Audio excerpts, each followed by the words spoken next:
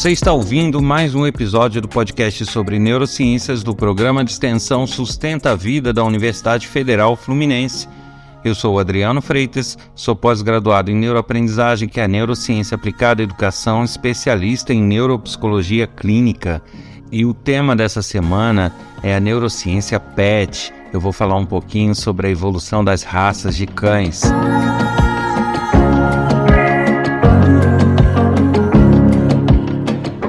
Sempre lembrando aqui do meu livro disponível na Amazon. Quem tiver interesse, basta buscar lá pelo meu nome, que vai ter ele no sistema de empréstimo, em formato eletrônico, formato papel. Então é só buscar lá por Adriano Freitas e vai achar o livro lá sobre neurociências, que fala em educação no título, mas ele traz muita informação interessante sobre o desenvolvimento humano, o cérebro, as memórias, bastante coisa bacana para aqueles que têm interesse sobre o assunto. Aqueles que quiserem escrever com sugestões, dicas, informações, troca de experiências e sugestões de tema, basta enviar e-mail para podcast@sustenta-vida.com. Pois é, e se engana quem acha que os neurocientistas estudam apenas o cérebro e o sistema nervoso humano.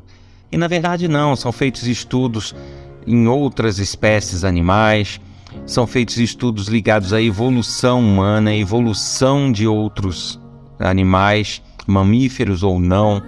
Então até peixes são estudados pelos neurocientistas. Então, atendendo alguns pedidos e questionamentos, eu vou começar a gravar alguns episódios, que é Neurociência PET, que não necessariamente vão ser seguidos, vão ser bem pontuais, mas para aqueles que gostam do assunto, que gostam dos animaizinhos, se informem um pouco também sobre o funcionamento do cérebro e alguma coisa de comportamento deles que deriva desse funcionamento do cérebro.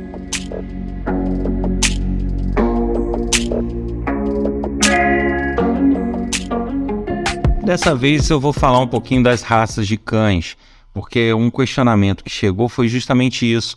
Mas como assim? Os cães, eles são evoluções dos lobos, eles são espécies derivadas dos lobos, ao que se sabe. Mas como você pode ter uma espécie derivada do lobo que cabe no bolso, outro maior, outro menor, com características tão distintas entre si e que todos são da espécie canina? Bem, aí cabe uma explicação rápida sobre a evolução dos seres. Existem diversos estudos sobre isso e não é segredo para ninguém que ainda não existe assim nada concluso no sentido de podermos afirmar a evolução se deu desta forma, desta maneira. Isso ainda são pesquisas que estão em andamento, cada vez se descobrem mais coisas, mas algumas coisas, algumas pistas a gente já tem e pode falar. Os seres, eles evoluem, né, na escala evolutiva, eles vão pelo tempo, sofrendo mutações, sofrendo evoluções, adequações do seu organismo, do seu corpo, do seu cérebro. E em dados momentos da história dos seres, da humanidade, dos seres vivos, existe como se fosse aquela encruzilhada. Eu tomo, que a gente está às vezes numa estrada, eu vou pelo caminho esquerdo ou pelo caminho da direita.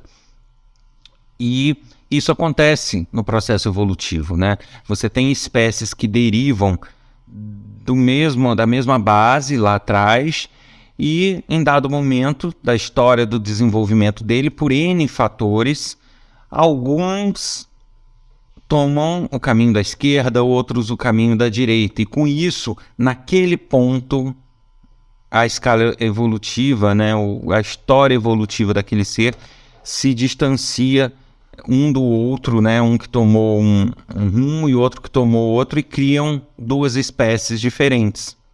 E nisso a gente pode dizer que derivados de organismos muito simples, né? De unicelulares, lá nos primórdios, e que, né, a partir de bactérias e que depois viraram animais e vai por aí afora, você vai tendo répteis, e esses répteis evoluem e partem para fora da água, e aí segue a evolução e onde cada espécie animal que hoje conhecemos, em dado momento, tomou o caminho diferente da evolução de outros animais. E com isso foram gerando essa diversidade de espécies, essa diversidade de animais.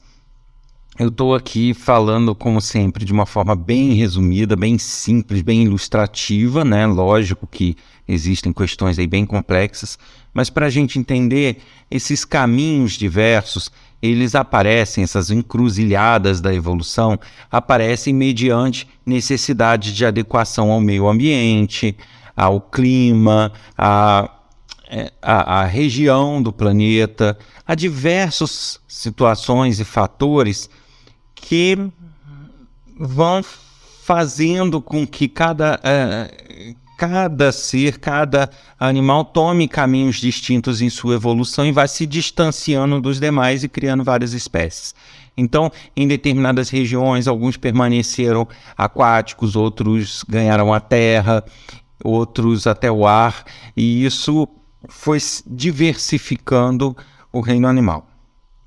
E eu estou indo lá atrás falar um pouquinho dessa evolução, dessa escala evolutiva, justamente para a gente poder chegar nos pets de hoje, nos cãezinhos que nos acompanham aí nas residências, nos passeios, brincam com a gente. De fato, o que se acredita e o que se consegue comprovar hoje é que os cães são, sim, evoluções ou derivações dos lobos. São os parentes mais próximos. E aí a gente teve um desses cruzamentos que é justamente alguns permaneceram enquanto lobos e outros derivados do lobo tomaram um caminho distinto nessa evolução e através aí sim de cruzamentos com outras espécies ou com adaptações de meio, adaptações daquilo que os cerca, eles foram chegando ao que hoje são os cães. Uma curiosidade que é muito frequente naqueles que lidam com cães e gostam deles é justamente, mas como assim? Um lobo ele tem uma característica mais ou menos igual, apesar de ter vários tipos de lobo, né? Ele é grandão, é isso, é aquilo. E a gente tem cães pequenininhos, de vários tamanhos. Como isso se deu? Justamente aquilo que eu falo, é uma adequação de espécie agregada a cruzamentos com outras espécies menores e por aí vai.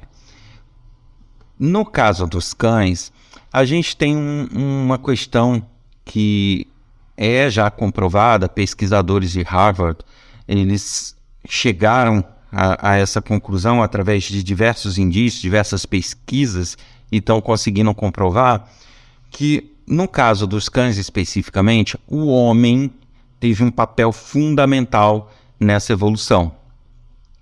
Primeiro porque o humano, ele interferiu nesse cruzamento interespécies.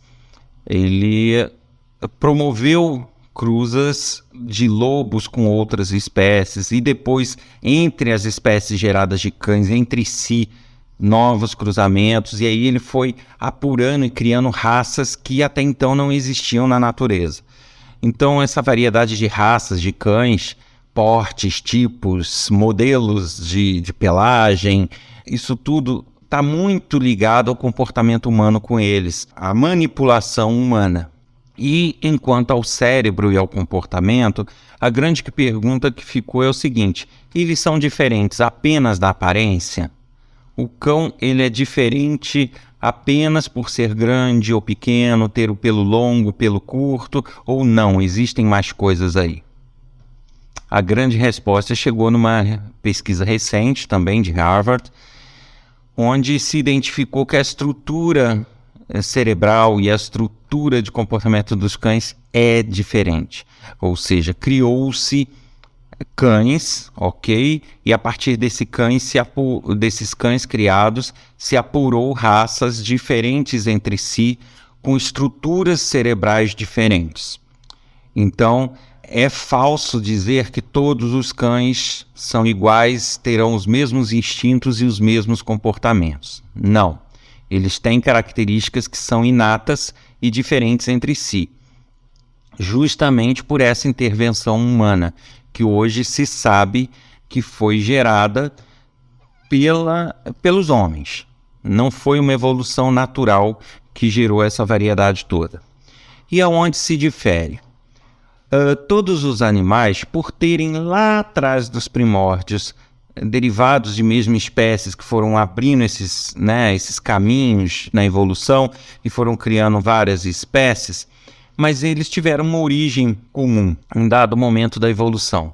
Então, por isso é que se vê que, apesar de espécies diferentes, entre cães e humanos, por exemplo, entre humanos e vacas, entre humanos e orangotangos, existem similaridades na anatomia. Eles podem não ser idênticos, não são, mas existe fígado, existe rim, existe pulmão, existe coração, existem vários órgãos internos que funcionam basicamente da mesma forma, apesar de poderem anatomicamente serem diferentes e reagirem a substâncias de forma diferente. Mas existe um padrão que se originou lá atrás e que com a evolução foi ficando distinto anatomicamente de um animal para o outro. Mas nós temos pulmão, a vaca tem, o cão tem e outros mamíferos. Então os mamíferos eles têm características comuns apesar dos pesares. Da mesma forma, o cérebro desses animais também tem características comuns.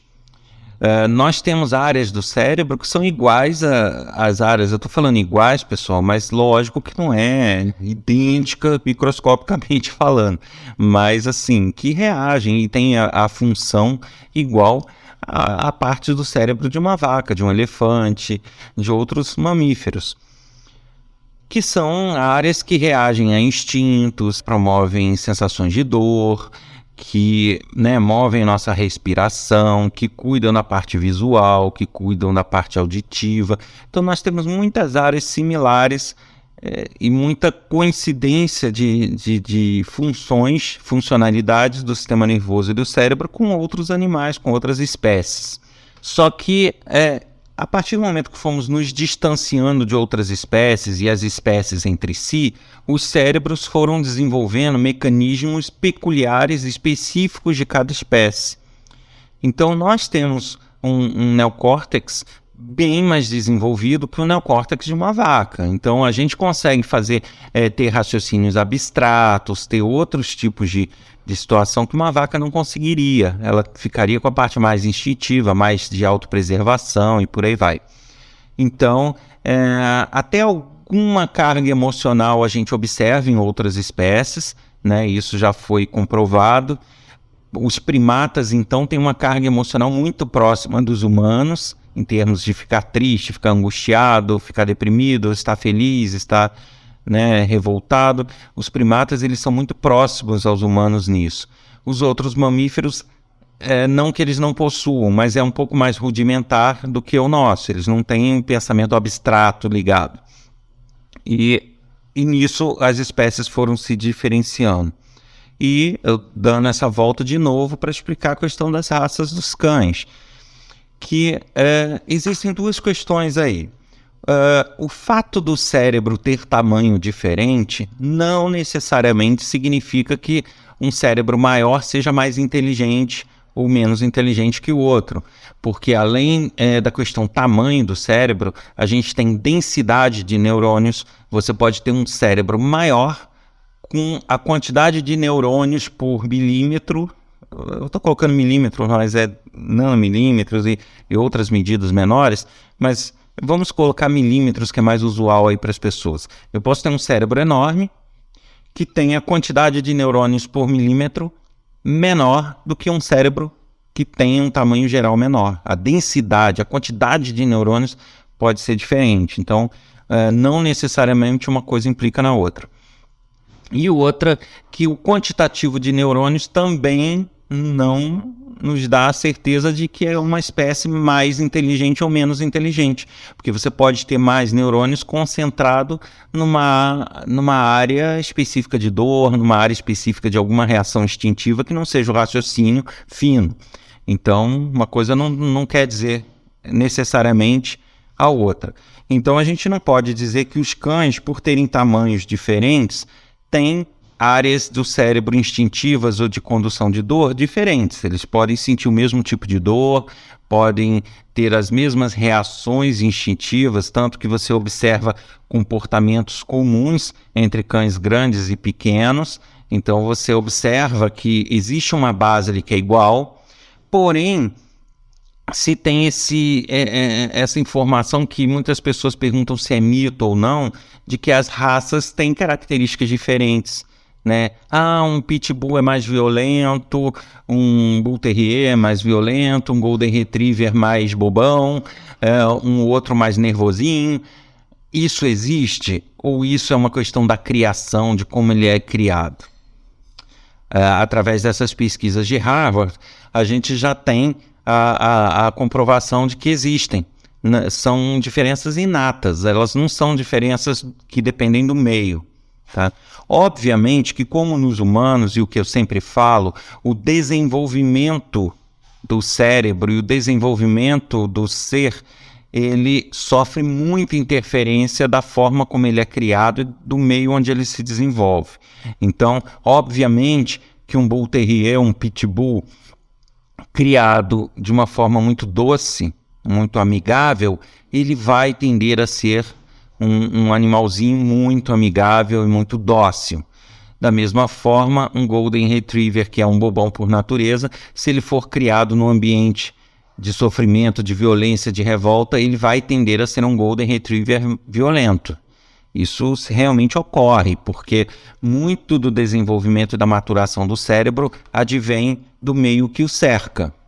Mas essas características inatas, elas promovem uma especialização do cérebro para certas atividades. Então, uma espécie, né, uma raça que é tida como mais violenta, ela pode ser criada de uma forma muito doce. Porém, aqueles instintos, aquela área de morder, de saber onde morder para matar, essas coisas, isso está lá nele. Por mais que ele não use, está lá. Então, no momento onde ele precisar defender um tutor, onde ele precisar defender o ambiente dele, a casa dele, ele vai matar sem pena. Porque a característica inata dele é aquela. Ele evoluiu para isso. E aí, por mais que ele não use isso no cotidiano dele, em alguns momentos pontuais isso aflora, porque é uma característica básica. E o homem interveio nisso, o homem gerou essa variedade de espécies, justamente porque, ao conviver com os cães e ao criar, entre aspas, os cães para conviver e para fazer companhia, ele foi dando para cada raça que ele ia gerando características, fazendo cruzamentos e dando treinamentos para que ele ficasse muito bom em alguma coisa que ele precisava. Então, alguns humanos precisavam lá atrás de que o cão ajudasse no pastoreio, outros que ajudassem a pegar aves que ele abatia em caça. Então, cada animal foi sendo treinado e convivendo com aquelas habilidades, né, do meio e que o forçavam aquilo, e isso, a partir da geração de filhotes, se cruzava com outra espécie. Isso foi gerando características diversas e inatas, e que foi abrindo esse leque, gerando todas essas raças que hoje a gente conhece.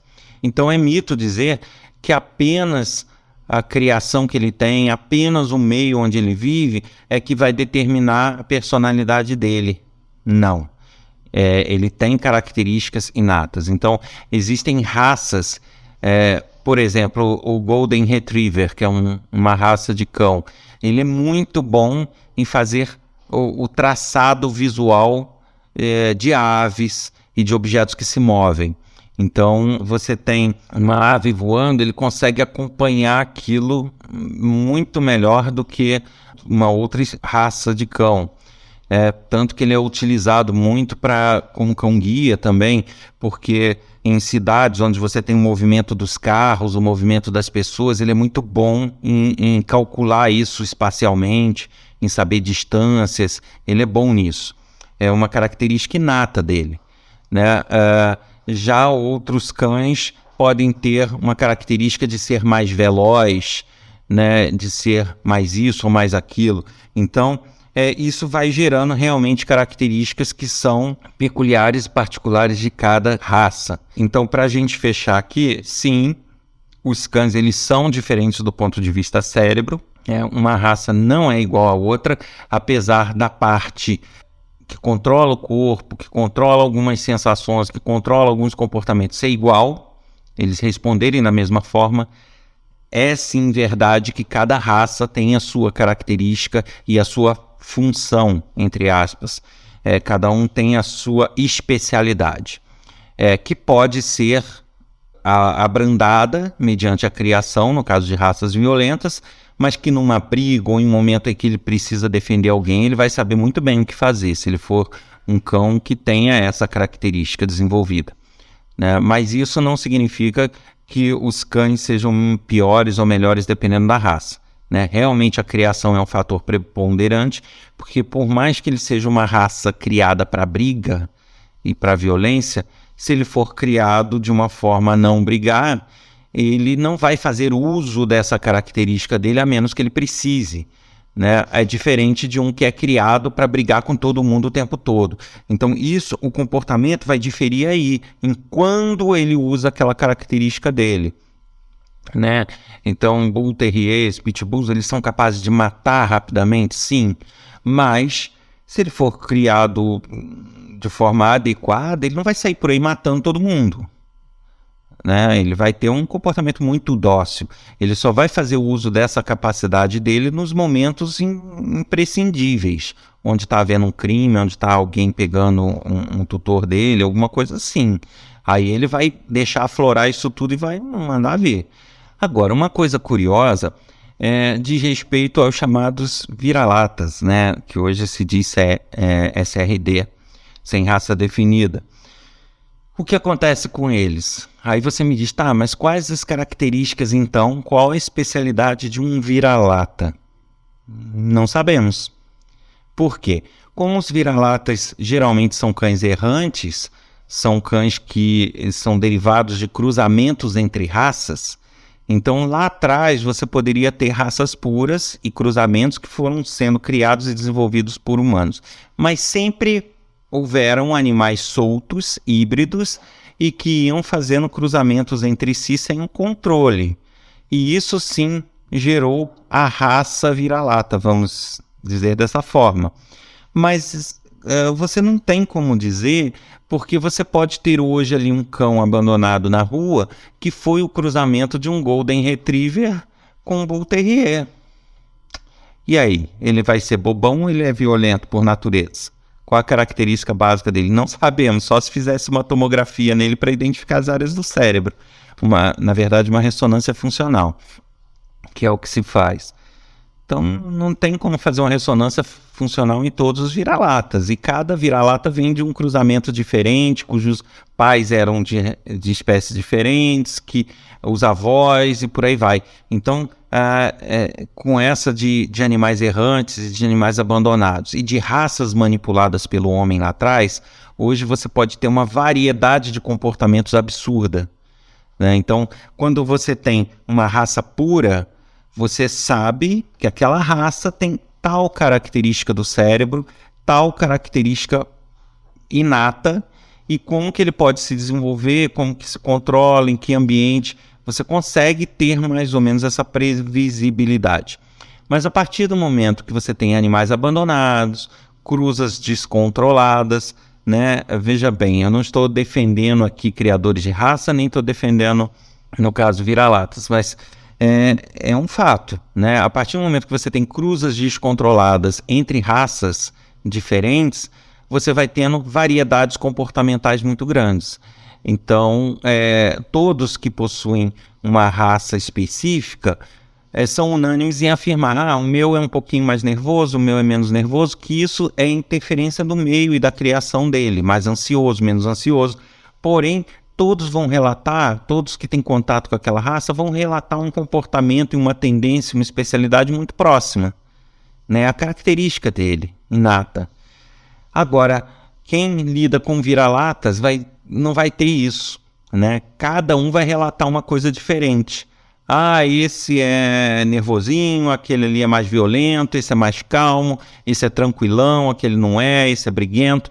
Justamente porque criou-se uma infinidade impossível de prever em termos de comportamento e de estrutura cerebral. Então, nesse episódio a gente fica por aqui. Se vocês quiserem ouvir mais um pouco sobre a neurociência PET, é só escrever, dando sugestões de temas, sugestões sobre o assunto e também seus comentários e feedbacks. Você ouviu mais um episódio do podcast sobre neurociências do programa de extensão Sustenta a Vida da Universidade Federal Fluminense. Eu sou o Adriano Freitas, sou pós-graduado em neuroaprendizagem, que é a neurociência aplicada à educação, especialista em neuropsicologia clínica. A gente se encontra na próxima semana com mais um episódio. Até lá!